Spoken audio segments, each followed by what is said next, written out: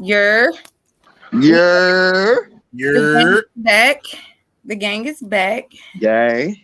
We're back for Raising Kanan episode 8. Before we even get started though, I want to give a shout out to whoever doing me is because you put a smile on my face today. You asked were we still doing the stream, and as small as I might be, knowing that at least one person cared that we about to pop out, Facts. that makes me happy. Facts. Shouts out to you. Shout out to whoever doing me is. You put a smile on my face. God Got your she cash app. also- I dropped the cash app. I got $5 for the support. Fuck you talking about? exactly. And What we she doing? also says she likes how we pay attention to details. So I fuck with her.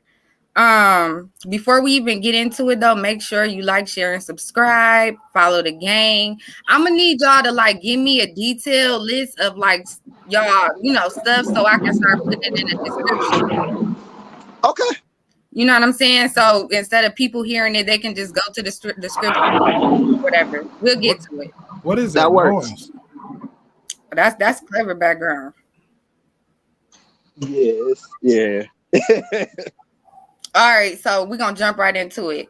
So the episode starts off with Juke and Kanan attending Nicole's funeral, Yeah. and Nicole's mom just basically going ballistic on Juke. And we kind of hear about them lying to family members, telling them like, hey, she died from some type of heart failure, whatever. She had this, they didn't know. How you guys feel all about that? Because also Nicole's dad seemed very sympathetic to Juke. You can tell he kind of wanted to, console her, but the mom is there and he got to play it straight for her. So how do you feel about that whole scene? And man, her mom's something else, man. I hate her. I mean, One thing, this week's episode gave me some of the funniest memes I have seen in a very long time. Yeah, There was the meme, the one meme that used to go around, the cat sitting at the table and the white girl crying, yelling. Yeah, that's And it was like that's how her mom is every time she sees jukebox. Yes.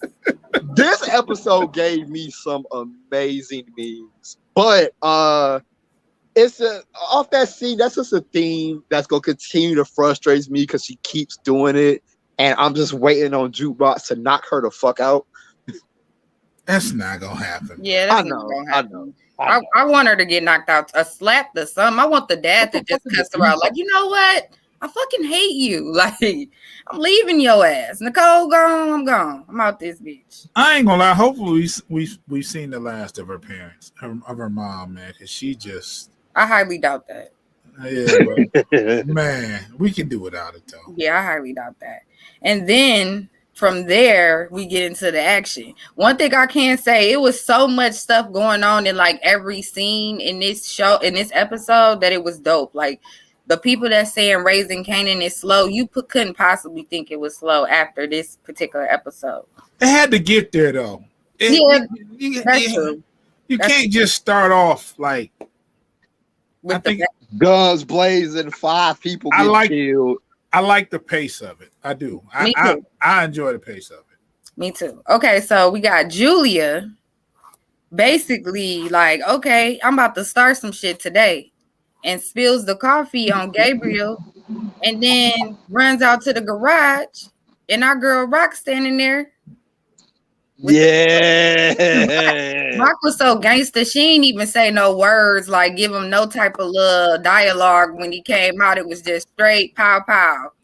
And can I get credit for this one? Cause I said this was gonna happen. Yeah, you can get your kudos. You can get I mean, we all kind of said it was gonna happen in low key. We all kind of said it in a different way. You knew he was gonna die. Oh no, like I said, she was gonna fuck him up. She was going to fuck him up. Gonna die. Got him out of there. Had the black, you know what I'm saying, fur on, looking, ain't getting no blood on her. Just real cool, girl. With silence. She had the silencer on the gun. She was so happy. She was like, gracias. My thing is this though. Why do y'all think that she really because considering who her cousin is, why do y'all think it was like it's got to be something protecting Gabriel, because I feel like this is going to come back and bite. She had to make it like this was some type of break or something, because clearly her cousin couldn't even touch him. I feel like because he didn't like him, so if he could have got him, he would have. I never thought about that till just now. Well, see, to answer that, we would have to jump ahead. Okay. But I'm thinking, and just by watching the whole show, I'm thinking maybe, just maybe, that because maybe it's in their culture not to get involved. You know what I'm saying? I mean, because they had the muscle, and the right to go, to take, take him out if he beating up your people, you know what I'm saying? But in a lot of domestic issues, families stay out of it because, you know what I'm saying? But she seemed like, I don't know, man. She seemed like, because I get what you're saying, but that is only if you got a wife that is like one of those types that's weak and will go back. She seemed right. Like she was happy here. That's what I was about to say. She was happy though when that finally happened. When Rock handled, she was happy. I mean, she was smiling. Yeah, I didn't understand that. And then after that, we jump over to Detective Howard and Bert getting caught upon a body because of a blue cap. So now that's, raising their antennas up. And then if y'all want to elaborate on that, we can. But if not, I'll just keep going. You can keep going. Okay. The Mo Better Blues. I just want to say that. Keep right. Going. So, okay. Then after that, we get Lulu, Marvin, and Rock having a daily meeting. And Lulu bringing up the blue caps. And this was Marvin's chance to kind of really just be straightforward and just say, like, look, I fucked up. This is what happened. And he chose not to. But that's not even the highlight of this scene for me. The highlight of the scene for me is finding out that my guy Marvin do not wear deodorant. Because I'm trying to figure out, Marvin, so you don't look stanky, but you mean to tell me you run around here? What's going on with that? He said he had a natural musk. Mm-hmm. No, with what Rock reveals about him to Kanan later on in the episode explains it to me. I'll say that. Oh yeah, we're gonna get to that. I don't get that, but yeah, we're gonna get to that. Okay, that explained it. I'm like, okay, that makes sense then. Okay, so then we got Rock asking Lou when Marvin gets out of there. Rock asking Lulu, like, hey, go over with me what Unique, what he exactly said to you, because clearly she's suspicious about Unique keep coming to, having this secret kind of relationship with, with Lulu. So what do y'all think? Do y'all think that Raquel feel like maybe Lulu could possibly turn on her, or what? I think she's just cautious. Like, I don't think she thinks that, think that he would do it, but she just has to be like that. Rock find out everything. She's very inquisitive. As we see in this episode. She find out there's nothing that you can't do anything you can't on her side without her finding out. So that's just her. We got somebody said he smelled like a real man, not that secret. If he smell bad, he need to keep it a secret. But no, he made the joke of him wearing using Roxy deodorant, and I know a lot of guys that wear secret. I know that. Yeah. I know that too. That's why it was funny to me, because I know a lot of guys that rather use. I know a lot of dudes that deodorant. Do that. Yeah, me too. That's funny. Okay, so do y'all think though that Lou would turn on Rock? We saw his loyalty tested, but considering the path that they trying to lead Lulu down, do y'all think in the future, if it came down to it, will Lulu turn? I don't think so. Okay. Lulu a soldier, man. I think so too. I don't think so. I think she's just cautious. Like, Rock is thorough, and she wants a reaction. If she, what I'm saying, like, she's gonna question it. She's gonna put it on the floor. That's just her. Right, and she wants to know. So then after that, we jump over to Unique, and we see him basically like, look, we need some shooters from upstate, because Rock basically, he feel like they're setting him up with this whole blue cap situation. So what he said, it's about to get real smoky. Like he was, hey, he was mad. He's a good actor, man. Joey Badass is a good actor. Yeah. I feel like we're gonna see a lot from him in season 2. I feel like it's really gonna get spicy in season 2. If he make it that far, you never know with power. So at this moment, we know he's mad as hell, and he thinks that Rock is basically doing this to basically make it hot for him. So he's upset, and we don't know at this moment what he's about to do, but we will find out. Right. Okay. So then we see Howard and Burke, they talking to a crackhead about the blue caps, and they trying to figure out who it is, which leads them to Lil Rob over from Queensbridge. So then they get to Lil Rob. Scary and this nigga can't hold water. Bitch ass. Scary ass. Can't hold no water. He tells immediately. It's like Marvin didn't barely put no pressure on him. He couldn't wait. This is second time telling on Kanan. And he basically signed his death certificate by doing this. I mean, they didn't even get it. They didn't have to take him down to the station. They didn't have to they put no mic on. They didn't even put him in the car. They didn't read him no Miranda rights. He started singing. As soon as the damn on air sign came on, he started singing. That wasn't even me. Man, I also see Kanan and Marvin basically linking up because Marvin Raquel's asking him to go take care of this whole blue cap situation, and they is the nigga. Then, go ahead. Go ahead. No, she getting tired of his ass. She gonna do some, she about to do some police work. Big facts. This right here, this tickled me, this scene right here. So then we get Lou popping up on Crown with his lawyer.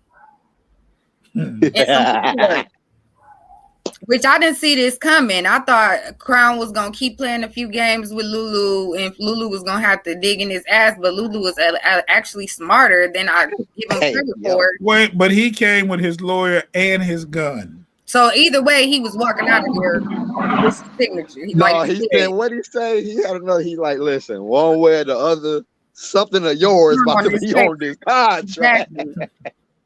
So what do y'all think about that? Because now Lulu has 50%. He's part ownership of a label now. So he has say of what goes on. Basically all to say for real. You might as well say he owned the label, because now Crown, he don't got no money. He got to do what Lulu say do.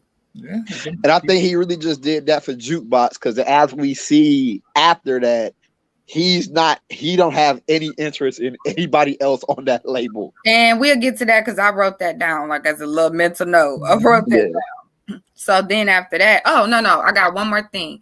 Every time we see this nigga Crown, he got them Brooklyn niggas around him. Do y'all feel like them Brooklyn niggas is gonna become a problem? I feel like it's not like we seeing random niggas. We're seeing the same niggas. Like for us to be able to say, I know them niggas. We seen them in 2 episodes ago. So I feel like them showing them, they're going to be a problem. Okay. Then we get Juke breaking into Nicole's crib, y'all. Our girl is heartbroken. Then after that, we get Howard. Running into Rock. We get Howard tells Rock about the blue caps, and Kanan asking Rock to tell Kanan about Howard being his father. So how do y'all feel about that whole little situation right there? Because that was a whole thing. Man, Howard finally grew a pair. And was like, look, pretty much fuck all that shit you talking about. Either you gonna do because like you and I low-key kind of predicted this too. Like she was gonna get herself in a situation, get herself in hot water to where Howard gonna be her only way out. And he gonna have all the power and to be like, yo, I ain't gonna help you unless you do this or that, or you on your own. I said that too. I got a theory on that. Okay. My theory, I just feel like, you know how like we always felt like Ghost was in the gym? Like we always feel like, damn, what Ghost gonna do to get out of this? And then when it come time to get out of it, this nigga done put on the whole ninja suit and did some stuff. I really feel like you should not underestimate Rock, because I feel like I can't see her working with him. I feel like she's going to have to tell Kanan the truth, but I don't see them actually playing his game, because what his end goal really is gonna really throw them for a loop. Like, he's acting like he just wants to meet Kanan and maintain a relationship. You really want this bone marrow, right? Yeah. And that's gonna be the real kind of, you know what I'm saying? That's what I feel like gonna be the. Let me ask you something. Do you think he's going to like extort him for it? At some point? Pretty much. Yeah. I feel like he gonna hang these murders over him. Like, if you don't do what I need you to do, you going to jail. Right. And then Burke, I think that's all gonna be some mess, because I feel like once he telling Raquel like, oh, I'm gonna take care of this though. He ain't, I'm gonna take care of this. But you got Burke over here. She might listen to you for a minute, but she's getting irritated too, because she's feeling like you're playing games. You're not telling me everything, and she's the right way. Then what y'all live about some planes? No. I'm just outside. The cars passing. Oh, okay, that's what that is. It sounds like Soul Plane riding over through there. But we also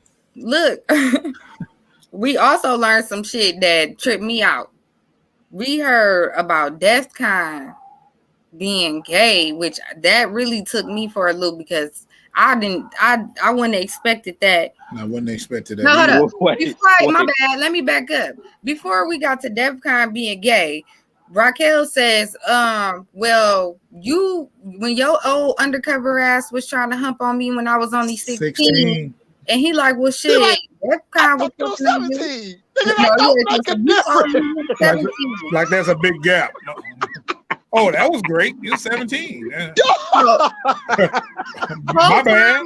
Whole time I'm thinking Detective Howard and Rock got together on some like high school. We went to school together. We grew up together type shit. And you was a grown ass man when you was messing with her. And for you to be undercover, you're not no just rookie cop or nothing like that. You old enough to be undercover nigga. You shouldn't have been humping on no little ass kid. The fact that he exclaimed in disgust, I thought you said you would say.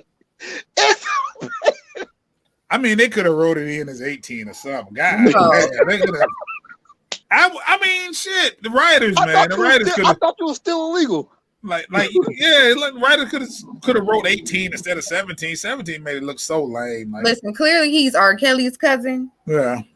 Clear. No, but on the DEFCON thing, going back to the memes, like I said, got beautiful memes out of this episode. Yeah, someone posted a meme that said Power Book 12 Raising DEFCON. And it was Uncle Clifford. Of Uncle Clifford from B Valley. No, I seen another one that was if y'all know if y'all ever seen Spike Lee's Crooklyn.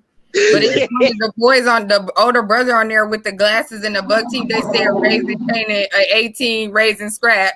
Dog, I just seen that crying. One. That shit had me dead laughing. But outside of that, it seemed like Rock has a lot of respect for DEFCON with him being gay. That didn't take away from her having respect for him, and it seemed like he might have did a lot for her. So I would like to hear more about that dynamic. Right, because how much love you gotta have for a nigga to be a nigga stand-in? I feel like he showed her the game, because she always mentions that, like, this is who showed me the game. So because just like June said a couple weeks ago, this is the 90s, so anything that wasn't heterosexual was extremely taboo back in those days. Right. Weird. Okay, but nobody knew. You right. know what I'm saying? And even the baby was good for him when she did get pregnant, because that was like even more validation. Yeah. You know? Okay, so then after Rock hear all about all this stuff that Detective Howard had to lay on her, she goes straight home. Kanan Elijah Stark, if you don't get your ass down these steps, He already knew what it was. he already knew. He didn't even say, huh? What's going on? Why you yelling? He ain't say that ain't true. He got right to explaining why. She found out everything. Exactly, which we was able to get a lot of information out of this scene also. We learned that my guy Marvin was a crackhead in the past, and I did not expect for her to say something like that. We knew he was a fuck up, but okay, now we know you was a junkie, and that's the worst kind of fuck ups. Right. So that in itself is fucked up. But explain the deodorant thing for me. Okay. Explain the deodorant thing for me. Elaborate, Clever. Yeah. I mean, I don't know.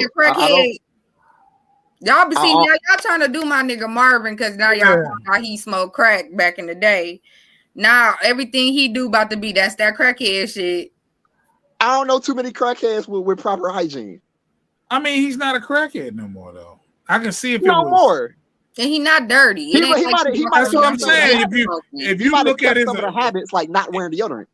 You don't know that. We wouldn't have known that if they didn't tell us, because just looking at him, he don't look like a nigga that don't wear deodorant. I don't mean all fiends ain't dirty like that, bro. Yeah. More than 50% of them. More than half of them are. It's some functional ones out here. There's some functional fiends around, man. You wouldn't even know. We may know if you will continue. Yeah. But we also find out that's why Marvin did his bid back in the day. It's because he was using drugs and got way too just cracked out. Rock also has to tell Kanan about D-Wiz. And that hurt. We kind of talked about, we never knew that this was probably going to be the way that he found out. But he had to get his feelings hurt because he wanted to blame everything on Rock, not knowing that this is everything that happened is because of you. She stood firm on it too. Yeah, she did. She knew she kind of hurt his feelings, but it's something he had to hear it because he was really trying to take it there. Like, nah, this your fault. You this. Nah, nigga, this your fault. Stupid. You be doing shit, just doing shit, but that hurt his little feelings. Yeah. Facts. Then we get Lulu following Unique and taking his jacket. And we don't know what's behind this, but this is why I say we can't count Rock out because she always thinking of some shit, you know? So his jacket now, they got it. So what do y'all think they planning to do? I don't know. I have no clue. Because I'm like, they not the type that are planning on some shit. It's just, I don't know. I know it's a reason for everything. That was significant. That wasn't just filler. That was significant. I feel a setup. Like that was a whole 2-minute scene for no explanation. Yeah, I feel a setup. Something good gonna happen with that. And I'm surprised that they didn't show a scene of Unique not even noticing that his jacket wasn't there, because this nigga get tailored 5 times a day. You would think that he would notice his damn jacket is missing, but maybe he thinking like this. I got money, niggas want to steal from me. But do you know how many times you done left a jacket in your backseat and just like I just throw another jacket on? But we don't get tailored 5 times a day. Yeah, but if you got it like that, I mean, I remember there was a time when I had it like that. I didn't give a damn about a jacket. I throw it in the back seat. If I forgot about it, I throw another one on. Talk that shit. Possibly that could be that get money shit. You know, I might not know about that. That's that get money. Let me find out you got a past life, Joan. Right. Hey. He did say it was like that when the first episode came on. He was asking, like, was it really like that? He was like, I had one of them shirtlings in the gold chain and with the look. Yeah. Let me find out, Joe. Please let us get I'm trying to tell you. Let us get a peek. Let me find out you got out just in time.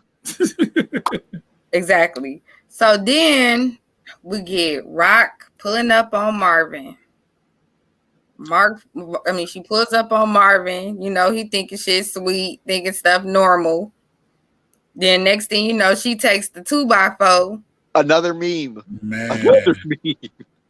What do y'all think about this scene? Because it reminded me of Power Book 2 when what Monet had to tell Kane, like, look, we done fucking with you. You doing too much. And he was so sad. And Marvin was so sad.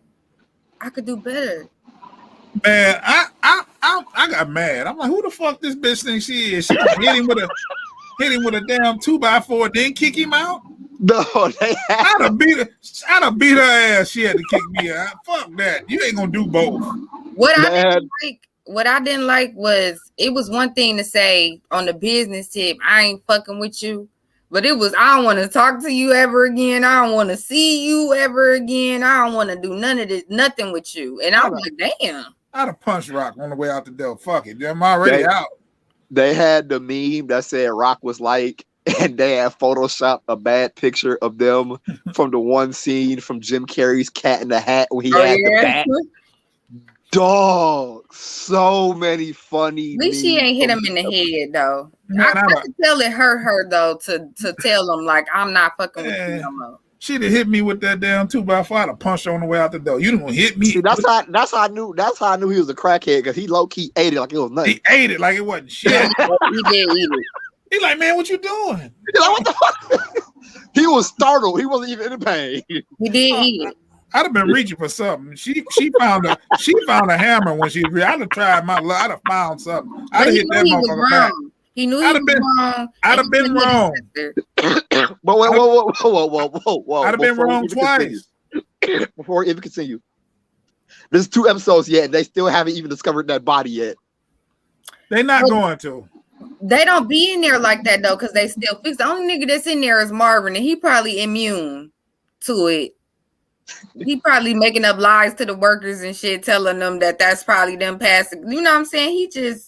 Marvin got to get his shit together. But I got a theory that he's gonna work on it on next. Well, not a theory. I kind of know he's gonna end up working on it on the next season. I'll tell y'all, not on here. That's that crackhead shit though. Don't do Marvin, because he redeemed himself. He snuck that in there too, right? He redeemed himself. Okay, so then we jump over to Juke still in Nicole's room. Dog. I think Juke wanted to get caught, but she get caught by Nicole's. She knew she was gonna get caught being in their house, but that motherfucker became a squatter.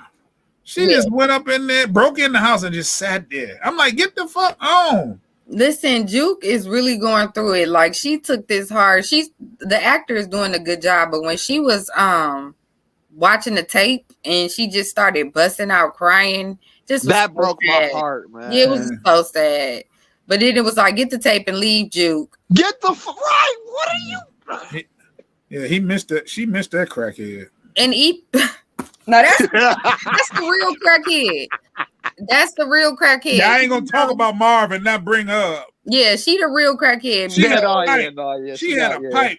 All she did was hit the 51 once, and she had a pipe. Exactly. We ain't gonna do Marvin like that without calling her out. She already had a pipe previously. Now, did she have on deodorant with the Cinderella dress on? Probably not. That might be because we're not gonna do that. We ain't gonna do Marvin like that. That might be because of her ethnicity, though. Oh, you're racist. I was racist too, but I stopped myself. So no, that was racist. We here with it. I don't care. It wasn't me. Okay, so make sure you subscribe. Exactly. So look, so then Juke gets arrested, which, like I said, I feel like she at this point doesn't mind, didn't even care. Just whatever y'all gonna do with me, do it. Then we jump over to Kanan. You know, he done got his feelings hurt by his mama, so he got to run over to his boo crib to get some type of, sympathy. He wanted some sympathy or whatever. But it seems to me, when the last time, okay, I know movie time and real time is different. When the last time he seen this girl? Because we find out that Davina and her sister has been took by CPS because apparently her mama died a month ago. And I'm like, damn, didn't we just see this bitch 2 episodes ago? But she done died a month ago, and nobody knew her body was just recently identified. That kind of was sad and That's weird. Time. Yeah. Hmm. She did that deal for nothing. So Mark says, for nothing, right? Yep. Mark says, I think Neek knew her mom was dead. What do y'all think? Probably was the one serving Man, her. that might have been around the same timeline. Probably was the one serving her. When he was asking her about her mom and the rehab and stuff. Yeah. She might have already been dead. Probably. She might have already been dead. He was probably serving her already. I thought we saw her after that. No, last time we saw her was at the school. Okay, we saw her one more time and it was like she was giving the that was the next door neighbor babysitting. Okay, you might be right. That was the next door neighbor. Like, no, you got to you can't leave your kid, the kids out there like that. Yeah, that was the next door neighbor babysitting. Because I'm tripping. I'm like, damn, didn't we just see her 2 episodes ago? No. Y'all think this the last we're gonna see it, Davina? I don't know. I think we're gonna see Davina again. Okay. We better see Davina if we're gonna see the old girl's parents again. Listen, I got a whole prediction weighing on us seeing Davina again. So I need her to come back. We're definitely gonna see Davina again. Now when? I just don't know, but I feel like we left on a bad note with her. Like she got a problem with Kanan. You know what I'm saying? So it didn't seem like they left each other on a good note. No, she didn't. Okay. No. That was the double date. That was the end of the double date where she is what you're talking about, right? Right. The bad note. Okay. Okay. So then we jump over to Lulu and Jessica getting it in like they always do. Well, finishing getting it in. So scraping. And I was liking Jessica at first. I almost was kind of liking her. We all had our theories about her being a gold digger, basically opportunist. Mm-hmm. And she kind of showed her colors again. But it seems to me that Lulu don't have no interest in Famous whatsoever. He do not think that Streets Need a Bunny shit is popping. He don't like none of that shit. Nothing about Famous he like. And I think Jessica trying to force Famous on him is gonna kind of tear them. Yeah. Cause he don't fuck with Famous. He don't believe in his raps. He don't like him. He in there for his niece. Exactly. And I was waiting on him to say that, like, Famous. I'm Jew. The one meme about them talking about that Famous's next song is gonna be him rapping about the fucking blue top. Oh yeah, I could definitely see that. Oh my god, great! And it's gonna keep happening. He's gonna keep doing it because he can't write himself. Right. So he can't do it. Okay, so what do you guys feel about Detective puts in the call for what's her name? Juke. Who do y'all think that was? You know what? I was thinking, like, how do they know that she's in the police car? It's her that's in the police car. Maybe they ran her name, like her name came up. I would say this. Judging on the preview of next week, I know who it is. I'll say that. Because then it makes sense. I think I know now that you mentioned that. But yeah. With the preview of this episode, I know who it is. Yeah, it has to be. And I know what you're talking about, Cliff. That has to be it. Yeah. Yep. I knew it. We know the answer. I just was trying to see. Right. Okay, so then we jump all the way to one of the funniest scenes of the episode to me. Marvin going to the club to see Tony, white girl Tony. That's what I call her. And it's so funny because even when he got her bent over to the desk, it's like he's like, like, bitch, hurry up. Like, so I thought she was thinking the way he was looking, like he wanted her to hurry up so bad, and she was bent over the table like she was getting her soul scraped. You gotta see your way through it, my boy. Now, let me ask y'all this: Does she look worse? Like she's starting to look bad. I don't Because she know. do that stuff. That's another. That's that I mean, crackhead. they're starting to. I know what she does, but they're starting to make her look bad. Like she was much better earlier in the earlier episodes. She looked. I give it 2 more episodes. She gonna have a double burger with cheese. Oh wow! So we learned something about Tony, which She is caught a that case. he caught a case and Marv she's smart. I will give Marvin credit. He ain't dumb. He's not dumb. No, he dumb. He made no. He But just didn't mess up. I think he peeped what she was trying to do. No, I think he just. I don't think he didn't peep it. I think he did not peep it. Get on his fucking nerves so much that he just got so irritated and was like, you know what, bitch, you asking too many questions. Let me just get the fuck out of here. He didn't peep shit. Yeah, I don't think he noticed it. I think he just was like her being nosy just got on his nerves in the first. Like that's what it was. It wasn't that he peeped it. It's just that he don't like her. He was just trying to get out of there. He wasn't about to sit there and talk. Pay me my money. What's so funny is that the detectives was like, so you say he a big drug dealer and he just gave you some dick and asked you for some money. That seemed a little backwards to me. Sound like you out here. But see, and I saw that a mile away when she was like, well, just tell me what I owe you for. And I'm like, and kept saying it. Well, just say it. Well, if you tell me just say it and I'll give you the money. Because originally I did something and I didn't see the little device underneath the desk or whatever at first. So I'm like, why does she keep saying? I'm like, she want him to say something. Then they showed it again. I'm like, yeah, she's wired. That place wired. Okay, but then we got my man Symphony in the back. He peeping the whole little thing. So what y'all think? Y'all think he gonna put Rock on game or he gonna hold this? Man, he did the Homer Simpson in the bushes. He about to tell it all too. Right. All you seen was listen. He got a second chance. I didn't think he ever go. He better sing like a caged canary next episode. You know what? This is all a setup because he held that information from Rock about her son. He got to tell this. That's what I'm saying. He don't got no choice. I feel like he is. He's gonna tell her everything. Yeah, let me tell you, you in danger, basically. Then we get Rock having a meeting with, I want to say Joaquin is his name. So she's having a meeting with Joaquin, and he's not really feeling Rock like that yet. He's still feeling her out. And he didn't basically let her know, like, look, we got you, we followed you. We seen you talking to this detective and he wasn't happy. You wasn't happy when he left. So up them things. How do y'all feel about that situation? Because she still haven't got no work from him yet.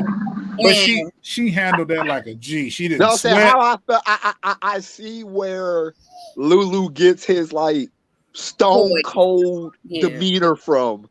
Because she wasn't fazed by that at all. She rattled them questions off. She said what she had to say in confidence. She wasn't nervous. She like, look. And they noticed that. I'm the one that killed this, all right? And they noticed that. They know. She didn't sweat. She didn't trip nothing. She stayed. She held it down.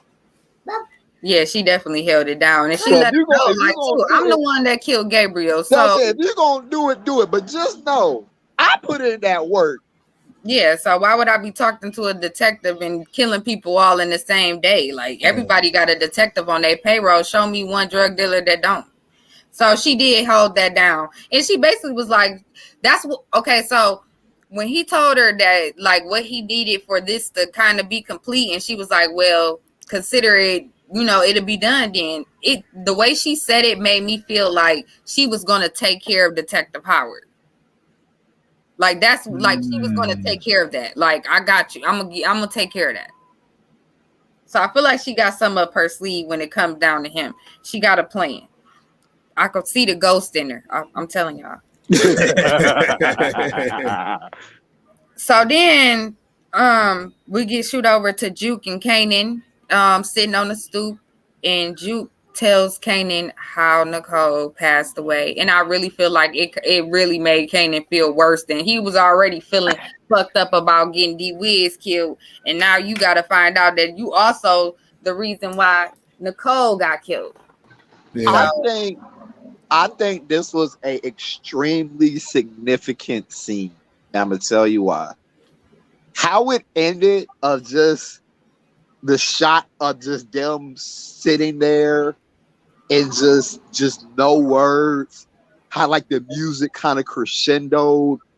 I feel like it's kind of painting the picture that exact moment was the last time like their lives was gonna be just like normal, both of them. I could be wrong, They had but I normal. feel like from that point on, Clever. they're gonna go on two completely different paths. Clever. Them motherfuckers didn't have normal lives. But I think I get what you're saying. I think for Juke more so. Yeah. For Juke more so because right now it seemed like seeing the preview to next episode, seeing her talk to Detective Burke and say, I just don't want to see nobody else get hurt. I feel like Juke might be having like she looked like she got beat up though. Did you go back and look at that? She like her face was all fucked up. Like she got beat the fuck up. I'm gonna have to look again. I feel like Juke might be on some change of heart type. Like I don't want nothing to do with none of this family, this hood life shit because of what it did to Nicole. She might be feeling like that at this moment.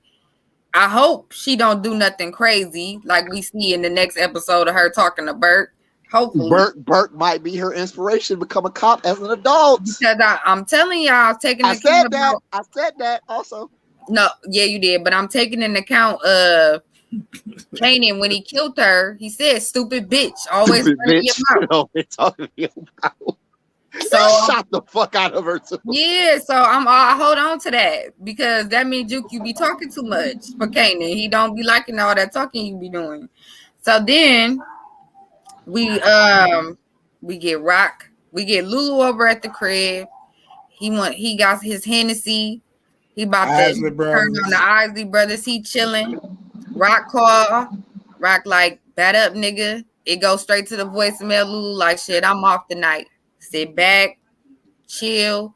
Now we get people pulling up outside. Whole time I'm thinking they outside Rock house. What you be saying all the time, June? I'm like, God damn it, Rock. You need to move.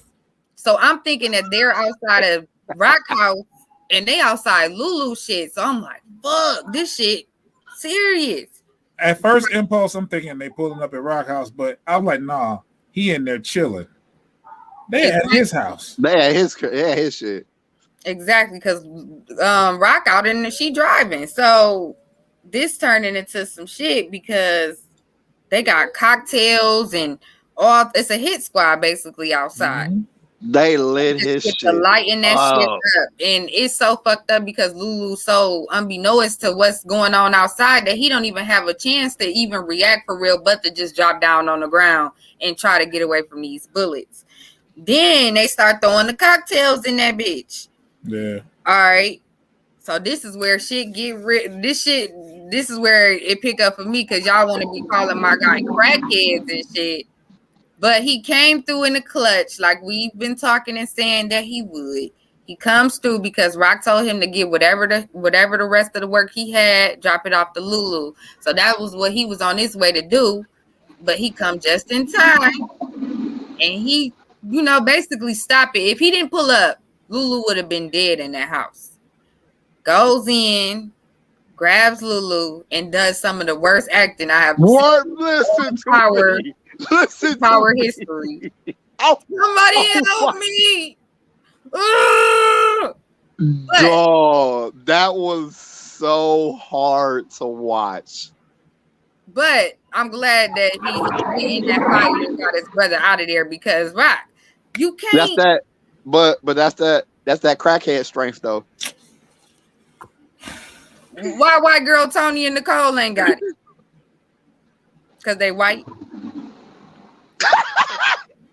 I see what you did there, but no, they're still adolescent. But now, Rock. So this is making me think. Now that we seen the trailer to the next episode, had a little trailer. Marvin ain't with no damn where. Yeah, but this about to be the episode where Marvin proves himself. She don't have no choice but to fuck with Marvin. She ain't got no choice but to win. She don't have nobody else. Lulu out of commission, and Lulu, as much as Marvin and Lulu fight and argue and all this stuff that they do, I'm glad that Marvin still said, "I gotta go out here and get my brother out this fire." He ain't dead. I don't think he dead. That was my question too. Do y'all think that Lulu is dead? No, I don't think so either. I'm thinking he fucked up, not dead. He's fucked up. Because listen, he not dead. Because listen, I done got invested into the actor. I done did what T said was to do 3 weeks ago. I watched the Breakfast Club interview this week. You did. Like I'm invested in this character now. So if they would just kill him, I would be pissed. Especially how they harassed him a little bit to even be in this show. He didn't want no part of this Raising Kanan. That's why I'm like, so, yeah. I'm like, he can't be dead. No, he not dead. That was one of my questions. Like, do y'all think that Lulu is dead? And Lulu might be dead though. He ain't dead. I doubt it. Fucked up. But he fucked up though. He gonna have to lay low for a while. What I think they're going to make people believe that Lulu is dead. They're going to want people to believe and think that Lulu is dead. I think they're gonna play off that. Hey, June, I got a pint that said he ain't dead. And Lulu's gonna want revenge for what they did for Unique doing this to him. Lulu not gonna let this slide. I got a pint that said he ain't dead. He dead, dog. Nah, man, I don't think he did. I don't think he did. Look at me trying to come up real quick. Yeah. You know what? When I thought so though, when I watched, I'm like, no. Well, the way he literally was bad out there, with all the O's too. He did that. That was the thing. Oh no. Like, he was just that was terrible. That and we finally figured out, completely unrelated. We finally figured out after 2 months that the dude name on book 2 was Zeke. Oh, right. How can we not figure that out? I wanted to call him Junior so bad, and I don't know where I was getting this Junior shit from. Every time we bring him up, I wanted to be like Junior, and that's not his fucking name. It's Zeke. And I see the meme. I'm like, let me tag it. It's Zeke. And he one of ours. He from Michigan. Yeah, he from Michigan. Yeah, he one of ours. Didn't he? I think he played ball at Cass Tech. I think he played basketball at Cass Tech. He went to Cass Tech. Yeah, but didn't go to acting school here, obviously. That was the end of the episode right there. So a very good episode. The best episode to me. We got 2 more left, and then we off in the BMF. Man. BMF is September 25th, and then we get book 2 in November. We got a lot of content coming. We got a lot of content coming, yeah. That's why y'all gotta subscribe, man. Definitely gotta subscribe. Get with us, and y'all hooking me up with some merch. Say what? Ideas? Y'all hooking me up with some merch ideas? Remember? Yeah. Listen, we gonna talk about tomorrow. Heater op t-shirts coming soon. Number 1 op. Number one op. I like that number 1 op because everybody. Number 1 op t-shirts coming soon. Soul Scraper t-shirts coming soon. Grab the merch. It's gonna be grab the merch. I'm getting hoodies that say number 1 op. It's hoodie season. We gotta get. It's hoodie season, and I love me a hoodie. For sure. But that's the end of the episode. I hope you guys enjoyed our commentary. I'm gonna let the boys let y'all know where y'all can follow them and what they got coming up. Go ahead. Yeah. Subscribe to Hank Nation TV. Subscribe to ASG Radio. June, I can be reached on Facebook. June Whitfield at Facebook. Inbox. Check us out, man. We got a podcast that we show every Wednesday. We got content that's showing every day of the week on Hank Nation. So just subscribe to that channel and enjoy the content. As you can see, the name for this week is Streets Need a Body Clev. Oh, wow. You can find me. I didn't even see that. I'm glad I didn't see that. Stop playing. Streets Need a Body Clev. You can Streets find me need on a body in my Remy Ma voice. You know, she kept saying that on the verses. She kept saying the streets need a body. Streets Need a Body. You can find me on Facebook at Aaron Clever Turner. You can find me on Instagram and Twitter at This Is Clever Kid. If you're on the Snapchat, the Snip Snaps, follow me there at Clever1991. Make sure you subscribe to Hank Nation TV. Got some crazy content dropping on there. I'm finna start putting pressure on y'all, man. What's up on them Plug City interviews, man? Y'all holding on to them, man. Y'all holding. Yeah, I'm holding. But listen, make sure y'all subscribe to Hank Nation. Make sure y'all subscribe to Hank Nation TV. Shout out the Certified Lover Girl. Make sure y'all subscribe to Big Mama TV. Sure. We still got to break down Certified Lover Boy. That video is still coming soon. Still coming soon. We definitely still coming soon. We gotta talk about make sure y'all like, share, subscribe, man. And we appreciate y'all support, man. The fact that y'all, you know what I'm saying, contacting us, letting us know that y'all, you know what I'm saying, tuned in and appreciate it. You know thanks what I'm for the comments. We appreciate y'all. We love doing it. Thanks for the comments and participating. We see it. And if you have any merch, not even merch, if you have anything you want to promote, if you have any merch, any product, also go ahead, Claire. Hit up Big Mama TV. Hit her up. We will promote. We will do all that. If you got promo codes you want to give, like. And check this out. If you're watching, leave a comment. If you have your own YouTube channel, so we can all subscribe, we can also support each other. Yeah, because we all have our own separate YouTube pages. Yeah, and we all show love, support, share stuff. So if that's something that you're into and you just so happen to like anything that we do, let us know because we'll support. And you know what I'm saying? So for sure. Yeah, that's one thing I am trying to be a part of is a networking thing with different YouTubers or people who create content in the first place. So if that's something that you guys are into, definitely get with either one of us. And like I said, I'm about to start adding everybody's like Facebooks and information in the description so you can talk to or contact different people however you want to do it. So more stuff coming soon.